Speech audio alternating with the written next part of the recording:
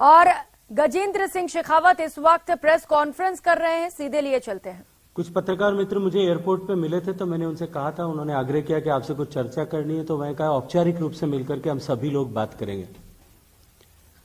मैं मनपूर्वक आप सबका धन्यवाद अभिनंदन करना चाहता हूं। मित्रों, कल मेरे शहर जोधपुर में एक विशाल कार्यक्रम करने की कोशिश की गई थी।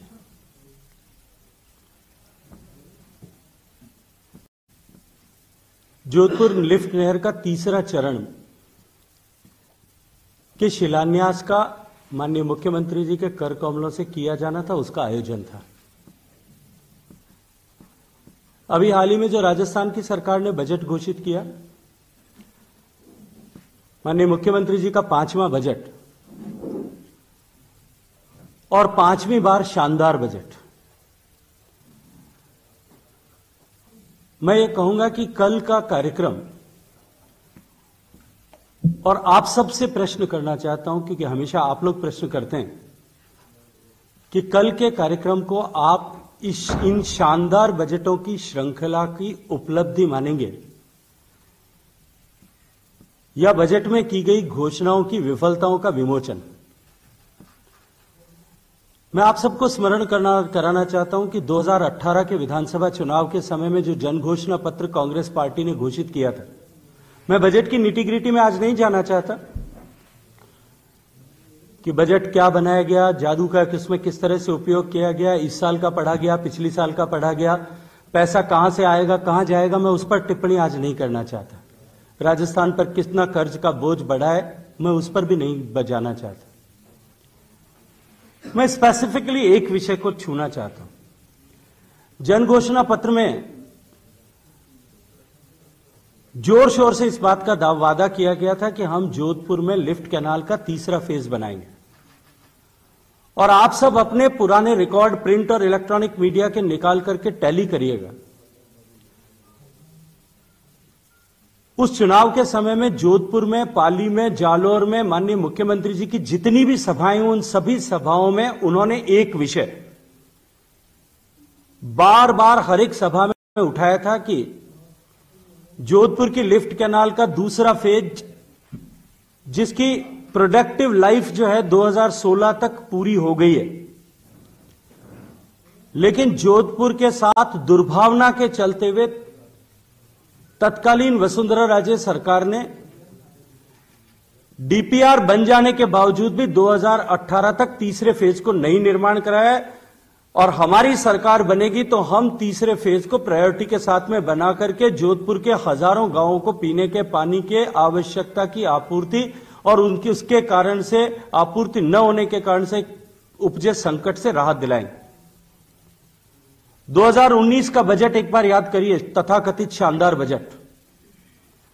उस शानदार बजट में जोर शोर से जोधपुर लिफ्ट कैनाल का तीसरा फेज बनाएंगे, इसकी घोषणा की गई। कार्यवाही प्रारंभ भी हुई। 2020 के बजट में, तथाकथित शानदार बजट में एक बार फिर उसकी घोषणा की गई कि हम राज्य के वित्तीय संसाधनों से इस योजना को अमली जामा पहनाएंगे। मित्रों, माननीय मुख्यमंत्री जी का गृह क्षेत्र, माननीय मुख्यमंत्री जी का 2018 के चुनाव घोषणा पत्र, जन घोषणा पत्र का वादा, 18 के चुनाव के भाषणों का वादा, 19 के लोकसभा चुनाव में अपने पुत्र मोह में किए गए प्रचार के समय में किया गया वादा, 19 की बजट में किया गया वादा, 20 की बजट की एक बार फिर घोषणा। उस घोषणा को इंप्लीमेंटेशन के लिए शिलान्यास के स्तर तक आने में 4.5 साल लगे। ये शानदार योजनाएं जो राजस्थान में बनी है, मैं सिर्फ एक उदाहरण देकर के आपके सामने साझा कर रहा हूं। यदि जितनी भी घोषणाएं बड़े प्रोजेक्ट्स की हुई हैं, उन सब घोषणाओं के बारे में आप चर्चा करेंगे, ठीक इसी तरह के हालात आपको सब जगह पे मिलेंगे।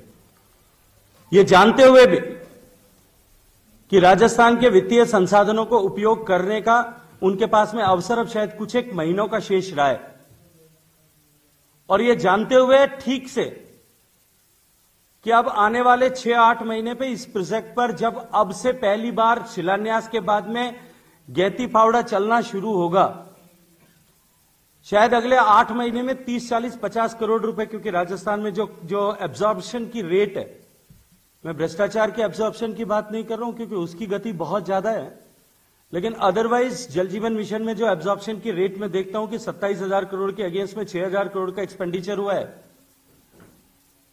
अगर इसी गति से एक्सपेंडिचर होगा तो मुझे लगता है कि आने वाले 1 साल में 40-50 करोड़ रुपए से ज्यादा का खर्च इस पर नहीं हो पाएगा।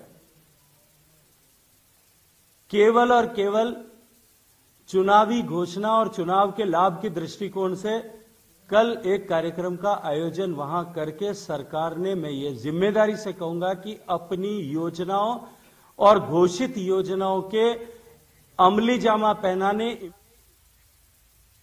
तो केंद्रीय जल शक्ति गजेंद्र सिंह शेखावत को हम सुन रहे थे, जिन्होंने प्रेस कॉन्फ्रेंस कर राज्य सरकार को घेरने की कोशिश की। फिलहाल यहां वक्त चला छोटे से ब्रेक का।